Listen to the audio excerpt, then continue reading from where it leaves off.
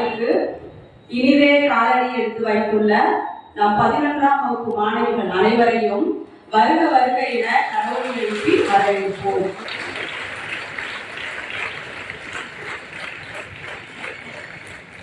ஒரு குட்டியோண்டு கதை. ஒரு அழகான ஊரு. அந்த ஊர்ல 2 ஃப்ரெண்ட்ஸ் இருந்தாங்க. ஒரு நாள் அவங்களுக்கு லீவ் அன்னைக்கு. அப்ப 2 பேரும் என்ன பண்றாங்க, மீன் பிடிக்கலாம் ஆற்றங்கரைக்கு போறாங்க.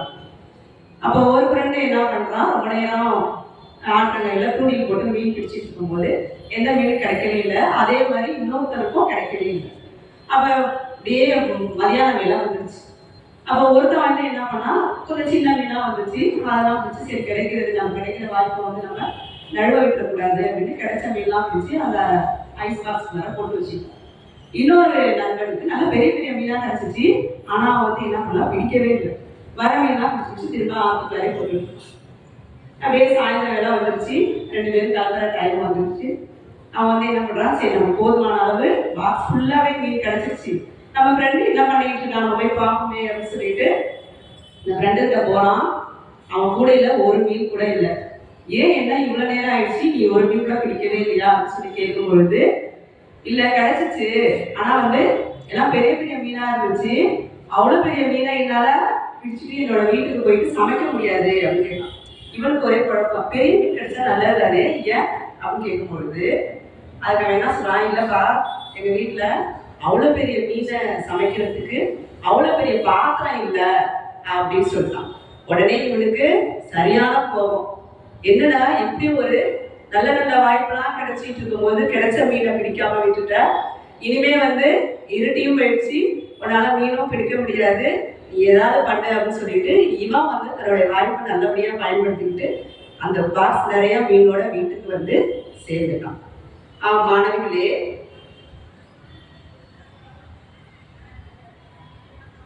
வாழ்வில் ஒவ்வொரு நாளும் அந்த நாளை நல்ல நாளாக ஆக்குவதற்கு வாய்ப்பு தருகிறது. வாய்ப்பு என்பது ஆகாய விமானம் மாதிரி. அனுமதி சீட்டை பயன்படுத்தியவரே ஆகாயத்தில் பறக்க முடியும். அதிர்ஷ்டம் என எண்ணியவர் முயற்சி செய்யாமல் ஆகாயத்தை மட்டுமே பார்த்து கொண்டிருந்தால் வாடிக்கையாக வேடிக்கை மட்டும்தான் பார்த்து கொண்டிருக்க முடியும்.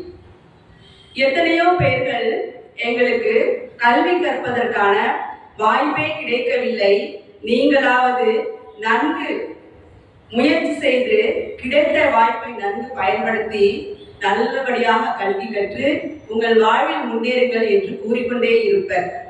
அகப்பட்ட துளியே மழையாகும், அடைப்பட்ட விதையே மரமாகும், உழப்பட்ட நிலமே பயிராகும். எனவே மாணவிகளாகிய நீங்கள் உங்களுக்கு கிடைக்கும் ஒவ்வொரு நல்ல வாய்ப்பையும் நல்ல முறையில் பயன்படுத்தி நல்ல முயற்சி செய்து கல்வி கற்று உங்கள் வாழ்வில் முன்னேற எங்கள் வாழ்த்துக்கள். அனைவரும் இறை வார்த்தைக்கு இதயம் திறப்போம்.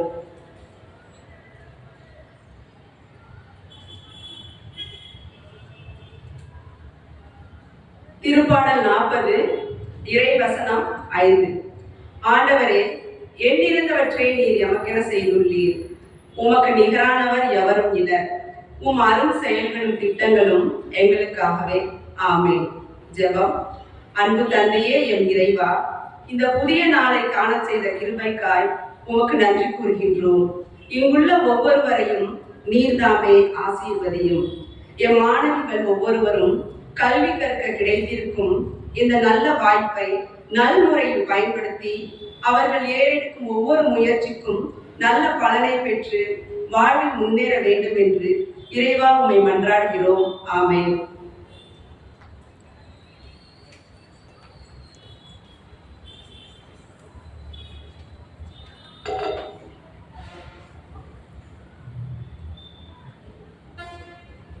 என்னென்று தாயாக என்னை காக்கும் இறைவா, உனையன்றி சொந்தங்கள் வேறில்லையே. என் உறவானவா, என் உயிரானவா,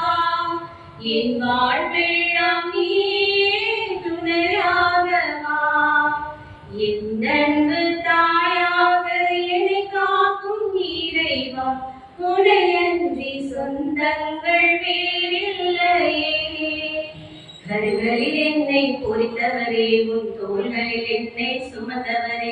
கரங்களில் என்னை பொறித்தவரே, என் தோள்களில் என்னை சுமந்தவரே. கருணை மழையே தெய்வமே, காலங்கள் கடந்த பரம்பொருளே, கண்ணின் வழியாய் காப்பவரே, தாய்மையின் உள்ளம் ஆனவரே. ஏழு நீட்டிய இறைவனை புகழ்ந்து உன் பல பணிவேன் மாவரனே. பொன்மன படைத்தவன் புகழை பாடுவேன். கருமுதல் காக்கும் தாயவனே, கருமுதல் காக்கும் தாயவனே. என் அன்பு தாயாக என்னை காக்கும் இறைவா, உனையன்றி சொந்தங்கள் வேறில்லையே.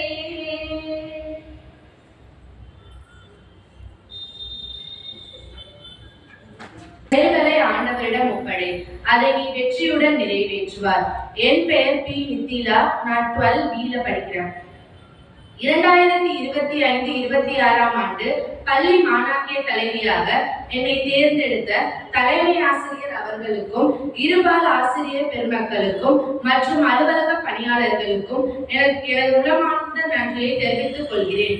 நான் என் பள்ளிக்கும் என் பள்ளி நிர்வாகத்திற்கும் கட்டுப்பட்டு எனது பணியை உண்மையுடனும் நேர்மையுடனும் பணிவுடனும் செய்வேன் என உறுதி கூறுகிறேன். உங்களுடைய ஒத்துழைப்பு எனக்கு வேண்டும். நன்றி.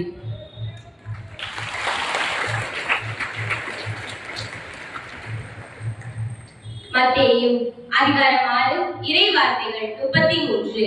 முதலில் தேவனுடைய ராஜ்யத்தையும் அவருடைய நீதி